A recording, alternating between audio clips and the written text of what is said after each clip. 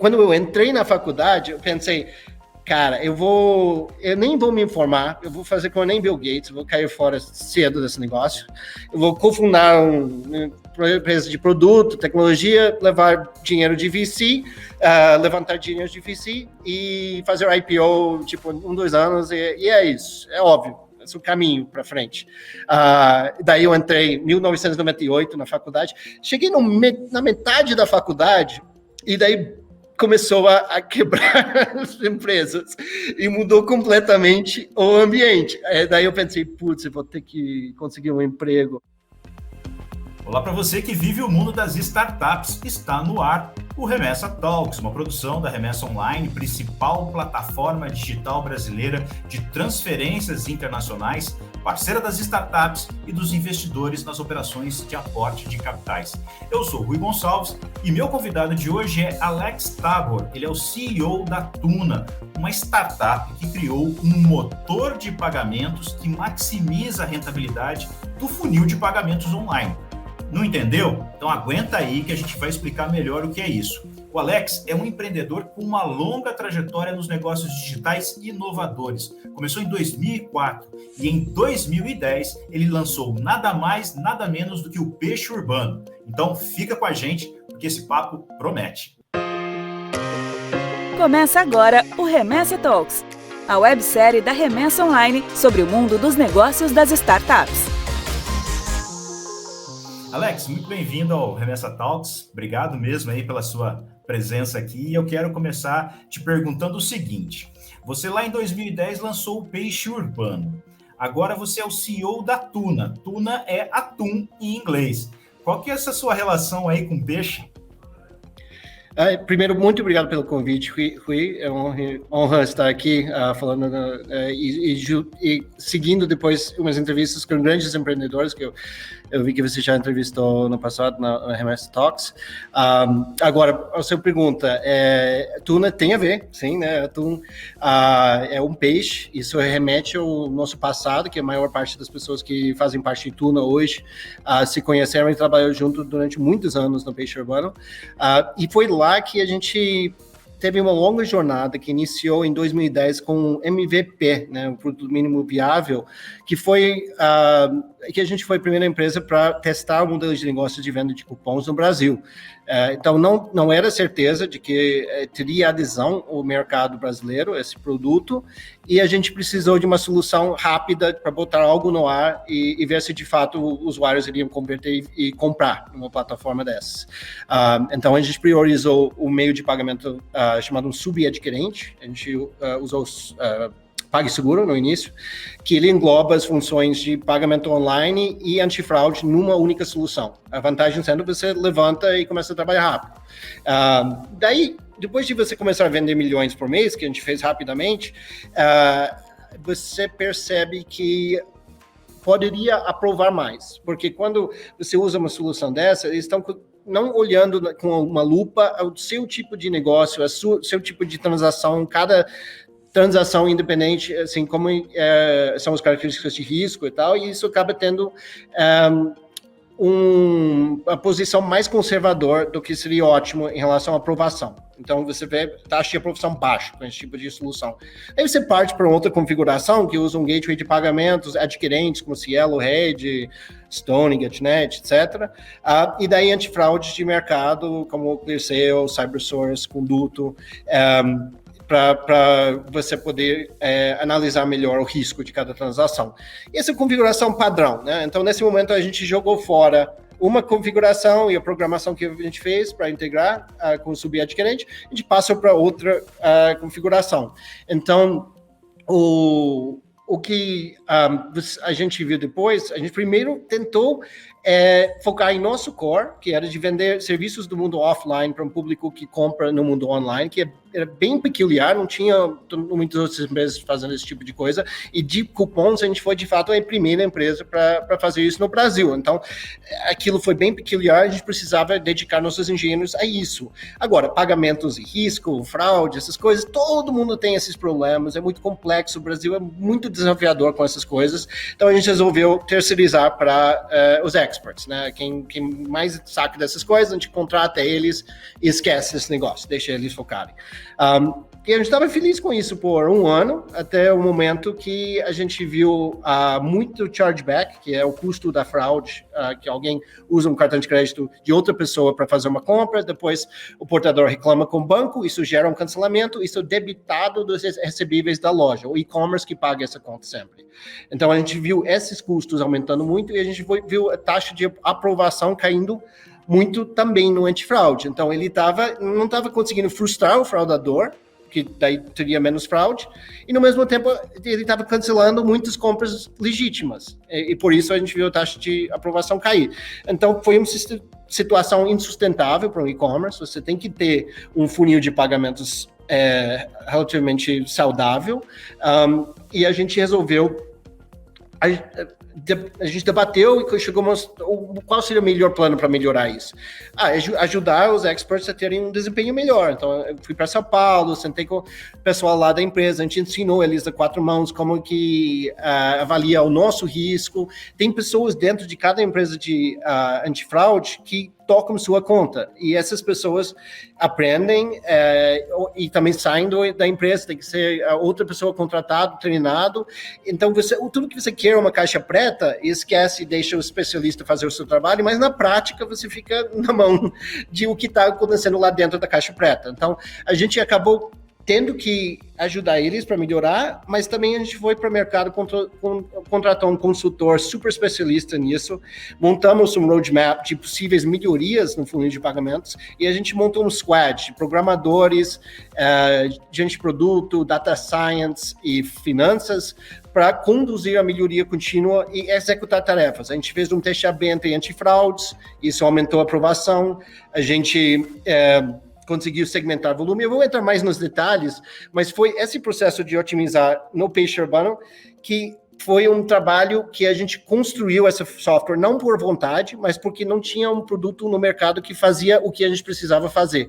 Então, depois de sair do peixe, a Riachuelo entrou em contato. Eu saí do peixe, o Paul Asher continuou como CTO lá, e Riachuelo estava querendo melhorar, otimizar seus pagamentos, e falou com o Paul para ver se ele poderia desenvolver um sistema para fazer isso para eles. A gente falou que não faz sentido fazer só para Riachuelo, como nem faz sentido fazer só para peixe lá atrás. A gente tem que criar uma nova empresa para criar um produto para viabilizar esse processo para todas as empresas. E o nome daquela empresa acabou sendo Tuna, porque Tuna remete ao peixe, atum, e também tunar. Tunagem, otimização de pagamentos, que é o que o produto da Tuna faz. E, por fim, a gente trouxe 100% dos engenheiros que fizeram esse sistema no peixe, e eles são do Uruguai. E no Uruguai, tuna significa um tipo de cactus. E a figura do cactus, com o tronco e os galhos, assim, remete o que nosso produto faz de conectar o carrinho de compras com vários adquirentes, múltiplos antifraudes. Então, visualmente, representa muito bem o que nosso primeiro produto faz. Aí você me deixa numa grande dúvida. Se eu continuo falando de peixe, se eu começo a falar de cactos com você. Porque o negócio, pelo que eu entendi, é o seguinte: você, americano, veio para o Brasil, empreendeu no Brasil, descobriu que o Brasil, como você mesmo disse, é muito peculiar nas questões financeiras, e eu te agradeço por ser tão generoso na escolha das palavras, né? Ou seja, vocês precisaram desenvolver um jeito de não deixar os espertalhões enfiar o dedo efetivamente dentro da carteira de vocês, porque é isso que estava acontecendo. E vocês estavam movimentando uma operação que eu imagino ter sido muito grande, e vocês foram os pioneiros da internet, portanto, tudo era mato, precisaram desenvolver, inclusive, as soluções de pagamento para permitir que o negócio de vocês fluísse. No fundo, foi a dificuldade que fez nascer o segundo negócio. Foi por aí mesmo, Alex? Sim, é o quarto negócio já, mas sim, a experiência no Page foi isso, tipo, a gente quis comprar um produto para fazer isso que a gente acabou fazendo como Squad, que é muito caro. Não só o custo de folha, que é relevante, né, programador, gente, produto, tudo isso tem um custo, mas muito mais caro do que isso é o custo da oportunidade, das coisas que você não está fazendo com sua equipe de engenharia. Né? É sempre o recurso mais escasso que tem nas empresas, não importa se você é Google com 50 mil programadores, ou um startup com 3 cofundadores programadores, ou os 100 programadores que a gente tinha no auge do Page, não importa, sempre falta, sempre tem projetos que vão ser muito grandes de impacto, que não dá para priorizar, porque tem vários outros que estão em andamento e é complexo conduzir.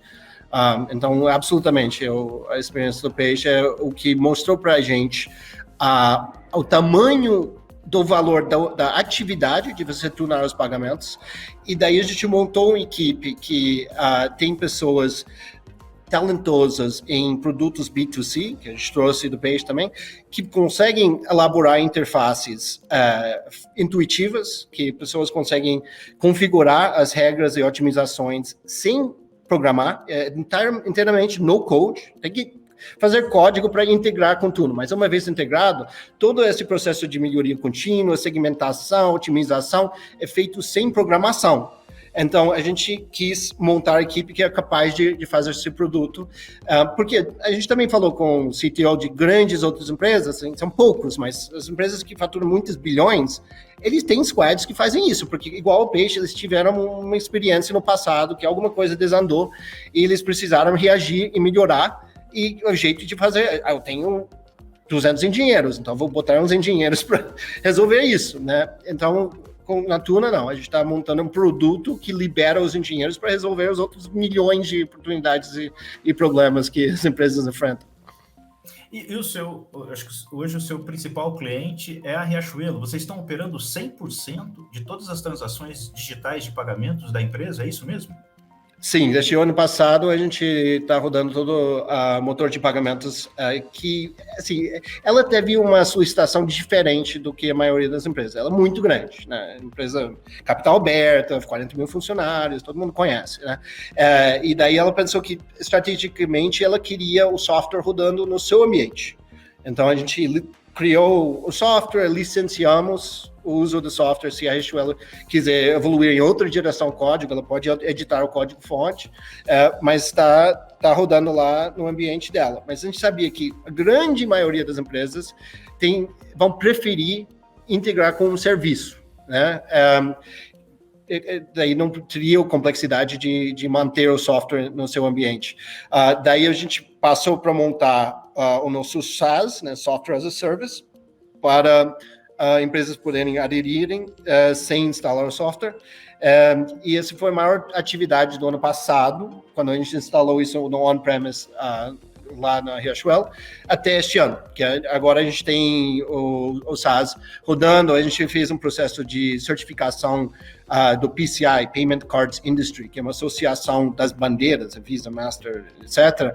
Eles formaram essa indústria para autorregulamentar, e eles criaram as normas de segurança da informação bastante elaboradas, rígidas, estritas e importantes, né? Então, a gente passou muitos meses fazendo toda a criação de infraestruturas, regras, os monitoramentos, as documentações, etc., e depois fazendo a auditoria completa para ganhar a certificação no maior grau.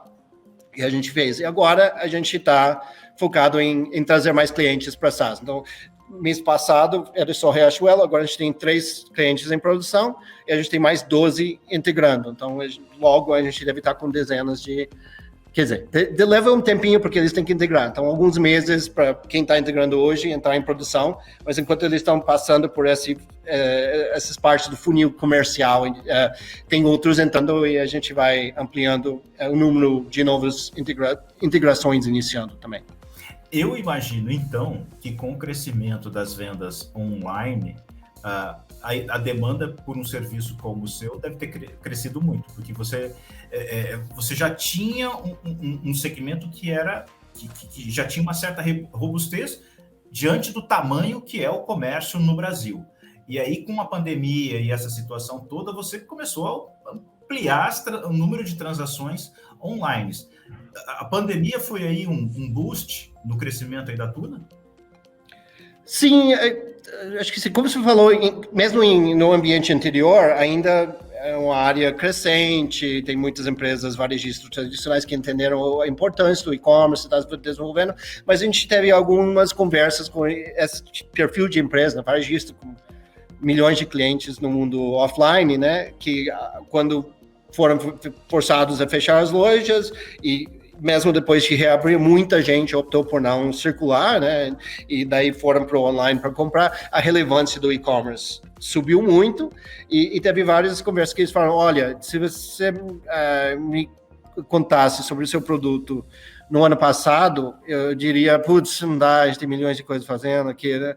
Mas realmente esse ano é prioridade, a gente tem que melhorar esse canal de venda, né, que é muito mais representativa. Então, sim, eu tenho outros negócios, né, alguns foram prejudicados, já estava fora do Peixe mais que um ano, mas como o Peixe trabalhava com categorias de offline, né, ingresso de cinema, restaurantes, ela sofreu demais. Infelizmente, não conseguiram reverter isso e a empresa não existe mais depois da pandemia. Mas a Tuna mandou muito bem. Também eu ajudei a cofundar e levantar a Alice, que é uma plano de saúde novo em São Paulo, que tem uma telemedicina incrível. Eu sou cliente, além de cofundador. Não trabalho na operação, foi um projeto, vamos dizer, de uns 5, 6 meses em 2019 que eu participei, mas esse business, por ser muito forte em telemedicina e ser saúde, também eu enxergo que não foi prejudicado necessariamente pela pandemia e está indo muito bem. Mas eu também tenho 2 restaurantes que eu investi. Como investidor também, não estou na operação, sofreu demais, assim, teve muito trabalho de manter caixa saudável, foi difícil, agora felizmente está saindo. Então foi duro para muita gente, né, esse negócio. Para as pessoas muito concentradas no mundo online, foi realmente benéfico, mas foi tristeza para muito mais gente, eu acho. Tem uma frase que você já deve ter ouvido, né? Que na crise alguns choram e outros vendem lenço. Você chorou e vendeu lenço ao mesmo tempo, pelo visto, então, né? Eu acho que quem está um pouco mais diversificado, não que eu sou muito diversificado, são algumas empresas, mas sim, sentiu dois efeitos. Legal. Bom, Alex, você veio dos Estados Unidos e conta para mim como é que foi esse processo de adaptação ao setor, ao empreendedorismo brasileiro e efetivamente ao empreendedorismo digital. Logicamente, quando você faz essa transição, sai dos Estados Unidos e vem para cá, a gente está falando aí de 2003, 2004, então, assim, para o universo digital, poxa, foi uma transformação gigantesca ao longo desse tempo. Lógico que a gente evoluiu, mas os Estados Unidos estava muito mais avançado nisso. Cara, como é que foi isso? Como é que foi vir para cá? Como é que foram ver as oportunidades? Quais foram as dificuldades que você viu e aí teve que começar aí a contorná-las? E você falava assim, cara, nos Estados Unidos a gente não tem mais isso. Conta pra gente como é que foi essa experiência. Primeiro, minha referência não é exatamente Estados Unidos. Eu nasci lá e o meu pai de lá, a minha mãe de São Paulo, eu tenho as 2 cidadanias. E, assim, quando eu era muito novo, no início das minhas memórias, a gente se mudou para o Paquistão. Eu passei 5 anos no Paquistão. Daí a gente se mudou para a Indonésia, depois para a Índia. Na Índia, eu levantei primeiro BBS, Electronic Bulletin Board Service, é um precursor, antecessor da internet, ou do web, né? E eu lancei primeiro que usava gráficos na Índia, de brincadeira, não faturava nada. Você era adolescente nessa época, então. 13 anos. E daí, no último ano do colégio, eu fui para Califórnia, eu passei o último ano da high school lá, e daí eu passei para a universidade, eu fui para a University of Southern California, eu fiz ciência da computação lá, é uma universidade muito boa, seletiva e tudo. Então, nos anos 90, eu estava acompanhando essas coisas, né? Eu usei o primeiro browser de NCSA Mosaic, que foi criado por Mark Andreessen quando ele estava fazendo mestrado. Assim, comecei a programar com 6 anos de idade. Então, eu estava com muita experiência em tecnologia e eu comecei a ver Yahoo, Amazon, essas coisas, e foi louco, assim, nos anos 90, você tava com empresas fazendo IPO em meses, tipo, ainda no PowerPoint, sabe? PowerPoint já existia na época, e era praticamente igual hoje, mas as empresas estavam fazendo isso, tava com, assim, você pensa em valuations e essas coisas, tava com empresas tentando levantar dinheiro, falando evaluation em múltiplo de headcount. Tipo, essa empresa lá levantou evaluation de $100 milhões e está com 100 funcionários. Então, eu tenho 10 vezes mais funcionários, então eu valo 10 vezes mais. Esquece se está queimando um monte de dinheiro, se mudou de negócio viável, tá? Foi louco os anos 90. Foi, tipo, sabiam que a internet era grande potencial, iria transformar tudo, estava com muita liquidez no mercado, os juros baixinhos, então os fundos, né, os gestores de fundos de private equity e venture capital conseguiram captar enormes quantidades dos fundos de pensão, e daí eles investiram em tudo imaginável. Alguns desses, tipo a Amazon, é a empresa mais valiosa do mundo hoje. Deu certo, né?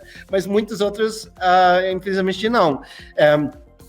Ou seja, você testemunhou o nascimento, o crescimento e o estouro da bolha.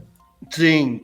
Então, quando eu entrei na faculdade, eu pensei, cara, eu nem vou me informar, eu vou fazer como nem Bill Gates, eu vou cair fora cedo desse negócio, eu vou cofundar uma empresa de produto, tecnologia, levar dinheiro de VC, levantar dinheiro de VC e fazer IPO, tipo, 2 anos, e é isso, é óbvio, esse é o caminho para frente. Daí eu entrei em 1998 na faculdade, cheguei na metade da faculdade, e daí começou a quebrar as empresas e mudou completamente o ambiente. Daí eu pensei, putz, eu vou ter que conseguir um emprego. Então, que situação desanimadora. Daí eu mudei completamente. Na primeira metade eu estava, tipo, divertindo, Los Angeles é uma cidade legal, foi uma universidade bacana e tal. Daí na segunda metade eu foquei só nos estudos, no trabalho, eu peguei um estágio, eu consegui notas perfeitas, literalmente perfeitas, na segunda metade da faculdade. Na primeira metade, notas ok. Na segunda metade, perfeitas. 0 notas abaixo de A, né, que é o maior que tem lá. E daí eu ralei, eu trabalhei demais, eu estudei, trabalhei todos os finais de semana, todos os feriados, literalmente por metade da faculdade. E daí, em 2003, me formei. E daí, uma grande amiga minha na faculdade, o pai dela foi um empreendedor no Brasil, a gente estava de férias em Búzios, e o cara me deu uma carona e perguntou, o que você quer fazer na vida? Eu quero ser um empreendedor e assim, penso em fazer algo, internet, tecnologia e tal. Disse, ótimo, boa. Você deveria fazer isso no Brasil, porque aqui as coisas demoram um pouco mais para chegar e você consegue executar melhor se você é brasileiro. Tem certas coisas que meio que precisa de execução local. Então, você consegue fazer grandes coisas aqui. E eu levei, assim, ele teve muita propriedade falando isso, porque ele foi o cofundador do BTG Pactual, ele já tinha vendido a parte dele, e hoje ele é o ministro da Economia, Paulo Guedes. Mas na época ele já era famoso e tal, então eu pensei, não, o cara, ele sabe o que ele está falando.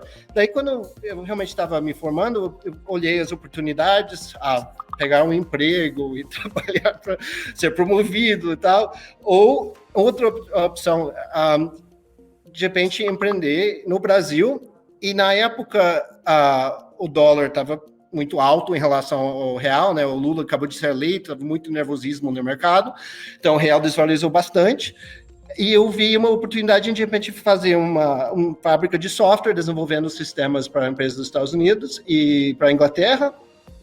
Daí eu iria fazer os contatos com os clientes, eu seria o primeiro programador, e daí à medida que eu conseguir mais trabalhos, eu iria contratar outros programadores e crescer dessa maneira.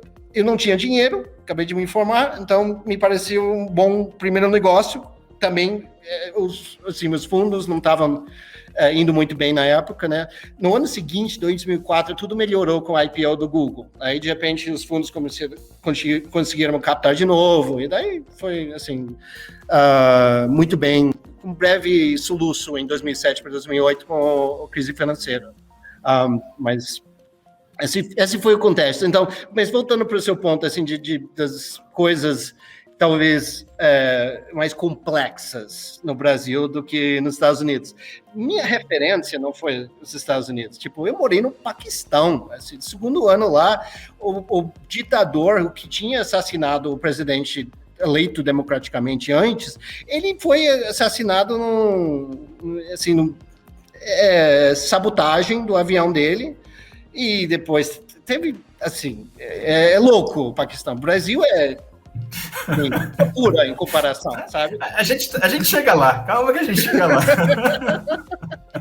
Cara, que vida muito doida, que vida muito doida. E assim, é fantástico isso que você está contando, porque além de ter essa experiência, né, essa vivência internacional, você estava onde, sei lá, no centro nervoso da produção das empresas de tecnologia, ou seja, a inspiração foi muito forte. Aí você já tem esse perfil empreendedor, né? Pô, você fez a sua BBS lá atrás com 13 anos de idade. Pô, chega um determinado momento que você é empreendedor na veia. Eu imagino que na hora que estourou a bolha, que você falou assim, putz, vou ter que procurar um emprego, você deve ter ficado muito frustrado, né? Porque a sua visão era, vou fazer um grande negócio. Essa é a cabeça do empreendedor norte-americano? Depende de cada perfil, né? Mas tem o que tem sido a realidade de lá por muito tempo é uma abundância de capital. Desde os fundos de venture capital e private equity, que levantam muito dinheiro dos fundos de pensão e tudo há muito tempo, até programas do governo. Você olha, tipo, SpaceX, até Tesla, estão de pé por causa do governo, em dinheiro perdido, em projetos, vamos incentivar energia verde. Então, tem muito capital. Eu fui para um evento do Google com as maiores clientes do Google, em Phoenix, Arizona, uma vez, e eu sentei na mesa para almoçar com um americano do meu lado, me apresentei, a gente começou a bater papo, falei, qual é a sua empresa? Ele falou, a minha empresa faz fotos da Terra de satélites. E pensei, assim, normal, tava, assim, outros empreendedores sentados na mesa que levantaram milhões de dólares para subir de patamar, para levantar dezenas de milhões, para centenas de milhões, a IPO, assim, isso é normal, né? Mas remessa online, Tuna, etc. Isso é normal. Mas, cara, assim, o MVP dessa empresa foi comprar um satélite de imagens. Eles pagaram 500 milhões de dólares. Lançar isso para o espaço por 150 milhões de dólares e comprar um seguro, que não falou quanto que eles pagaram, mas quando esse bicho explodiu, o seguro garantiu uma segunda tentativa, 500 milhões, 150 milhões, o seguro explodiu de novo, eles conseguiram fazer uma terceira vez e deu certo. E essa empresa fornece imagens para meio mundo de empresas hoje, inclusive Google, fazendo o Google Mapas, né? Mas é um exemplo, tipo, imagina no Brasil, nos anos 90, alguém conseguir captar dinheiro para mandar satélite para o espaço para o seu startup. Assim, e ver o foguete explodir. Mas, olha, isso tá mudando, né? No ambiente atual, com o juro baixinho, e infelizmente, ótica, aqui dentro do Brasil o juro está subindo, e isso gera um certo nervosismo sobre se o ano que vem vai ser tanto assim, e de repente o dinheiro estrangeiro substitui o que pode ter de escassez local. Mas esse fenômeno recente de abundância de capital, ele está juntando com a abundância de capital humano, porque fez bem o caminho americano, né? Apesar de a gente não ter certeza que a gente conseguiria levantar o chamado Series A, tanto que a gente escolheu modelos de negócios que geram caixa já do primeiro dia, porque a gente pensa que caso não conseguir captar, a gente precisa financiar o crescimento com caixa da empresa. Mas a gente conseguiu, de fato, levantar. A gente fez Series A com Benchmark Capital, com Monash, assim, Benchmark é melhor fundo, sabe? Daí a gente conseguiu General Atlantic, Tiger Global, depois Morgan Stanley, T. Rowe Price, assim, foi bem aquela linha de um startup americano que faz financiamento de cada fase de crescimento com um cheque maior de outros fundos de perfis diferentes de investimento. Mas depois teve tantos outros, inclusive de empresas que você entrevistou, que fizeram e foram ainda maiores sucessos, e essas empresas todas passaram, inclusive Peixe, milhares de pessoas trabalharam no Peixe e tiveram a experiência de escalar rápido o negócio, de assim, mapear como que você vai fazer expansão geográfica por vertical, e essas outras empresas, muitas fizeram isso também. Então, isso formou uma geração de empreendedores que talvez começaram com executivos ou recém-formados nessas empresas, mas viraram executivos e agora pensam, eu posso também, porque eu vi os empreendedores fazem isso e eu sou capaz. Então, eles vão lá e tem mais fundos, e você tem IPO sendo bem sucedido agora, que quem tem liquidez pelo IPO está botando dinheiro em fundos de venture capital, em seed. Então, assim, o que ajudou demais os Estados Unidos a ter esse volume de inovação lá atrás, está acontecendo sim aqui no Brasil. E o que o Paulo falou, de que aqui acontecem as coisas, mas com um certo atraso, está sendo realizado, né? Realmente. Você me deu mais do que a deixa para chamar a próxima rodada. Chegou a hora da próxima rodada.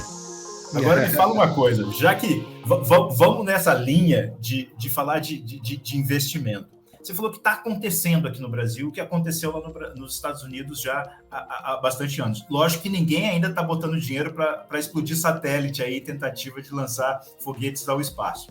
Mas como é que está esse momento? A gente está tendo muita grana chegando no Brasil e é super interessante, porque se você for olhar a economia, vamos chamar assim de a economia de verdade, não que as startups não sejam, mas aquela economia tradicional, a gente está vendo um momento bastante delicado para o Brasil e para o investimento aqui dentro. Por outro lado, os fundos de venture capital estão injetando dinheiro nas startups brasileiras. Como é que você está olhando para isso? Como é que você enxerga isso? E quais são as oportunidades que a Tuna tem num momento como esse em que está chegando muita grana? Não, assim, uma boa hora para captar, né?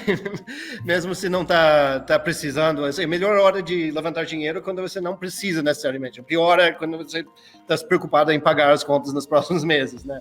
Então, para quem consegue mapear os projetos para poder subir de patamar, de crescer e tal, é uma ótima hora formatar aqueles projetos numa proposta que mostra quanto de capital que você vai precisar, o que você vai conseguir alcançar de nível de receita e etc. E ir lá e captar, mesmo se você acha que daqui a 2 meses talvez eu vou estar um pouco mais confortável com os números, com tanto dinheiro no mercado, às vezes é melhor você ir lá e fazer hoje, e se não, se vai demorar alguns meses, então beleza, lá daqui a alguns meses você tem mais propriedade nos números, tem mais mapeado e tal, e daí você levanta. Mas num ambiente de tanto capital disponível, assim, eu viés entre se eu levanto agora ou não, deveria mais para, sim, é uma boa hora levantar, de conseguir um valuation boa, que vem através de concorrência, né, que tem bastante, então aqui realmente fala com vários fundos.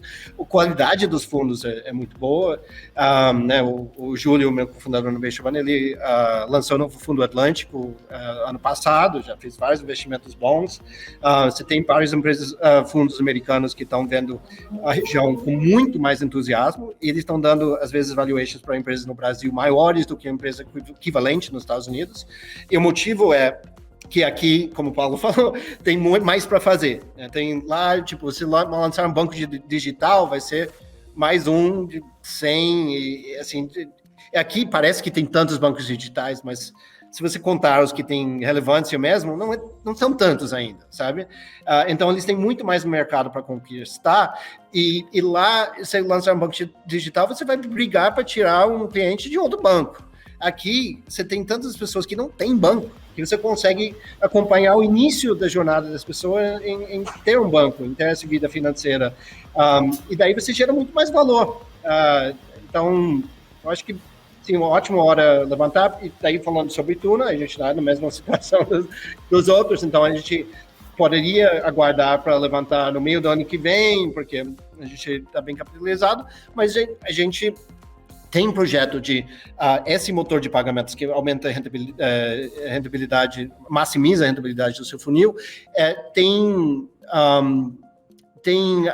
ele aplica muito bem em alguns outros mercados que a gente conhece bem, que a gente trabalhou no Peixe, meu último ano lá, a gente vendeu R$1 bilhão, foi em 2018, a gente vendeu R$1 bilhão, 600 milhões no Brasil, então os outros 400 milhões nos outros 5 maiores mercados da América Latina, então México até Chile, os maiores mercados. Então a gente viu que no México também tem alto fraude, tem poucos fornecedores, a variação entre desempenho entre fornecedores diferentes que pode ser muito grande, o incremento de rentabilidade quando você segmenta seu volume e tratar diferente um usuário já fidelizado que um usuário novo, que tem que analisar com lupa o risco daquele usuário. Esse tipo de atividade, ele gera muito impacto também no México, a gente viu que Colômbia também, Argentina também. Então, esses são os mercados óbvios para a gente expandir e usar o próximo round para fazer isso. Mas também a gente tem a visão de poder acompanhar a empresa nova do nascimento, da fase de MVP e a cabeça de uma empresa nova, de alguém que está com o mindset de venture-backed e está pensando, eu vou levantar dinheiro para crescer muito rápido e levantar mais para crescer mais ainda. Ele pensa diferente do que um menino que está fazendo um site. Ele pensa, eu vou tomar decisões em relação a fornecedores e do jeito que eu faço as coisas, estrutura, para sustentar a minha empresa daqui a 2, 3, 4 anos, quando vai ser grande. Assim, se não for grande nesse prazo, ele não está seguindo o combinado com o investidor. Então, o que a gente quer? A gente tem esse motor de pagamentos que tem um enorme apelo para quem tem um volume maior, mas a gente gostaria de poder resolver as dores específicas da empresa na fase de MVP, e sendo a melhor solução para a jornada toda, a empresa vai optar por usar a gente no início, porque sabendo que ele vai poder usar a gente lá na frente também. Então, a gente está criando um facilitador de pagamentos, que no Brasil costuma se chamar de subadquirente, que tem PagSeguro, Mercado Pago, outros que englobam antifraude e a cobrança do cartão. E a vantagem é que você trabalha mais rápido, você levanta e começa a trabalhar. Então, a gente está fazendo esse produto ainda nesse semestre também, a gente quer os primeiros cases desse produto, para a gente também usar parte da captação no próximo rodada, para crescer a nossa presença desse produto no mercado brasileiro. Então, levar nosso motor de otimização de pagamentos para outros mercados lá fora e crescer esse produto de subadquirente aqui no Brasil. Agora me fala uma coisa, você tem uma tremenda experiência no mercado, certamente no peixe urbano já fez diversos rounds de captação. Para o empreendedor, com o seu currículo, é mais fácil chegar nos fundos? Conta pra gente qual é o caminho das pedras, porque tem muita gente de primeira viagem querendo chegar nesses fundos. Qual que é a sua experiência? O que sua experiência traz? Como é que foi lá no passado, quando você começou a captar? E hoje, com a sua experiência toda, como é que você chega nos fundos e quais são os atalhos para chegar nos investidores? Então, no Peixe Urbano, eu tive, vamos dizer, sorte, mas parte da sorte foi porque a gente optou por fazer dessa maneira.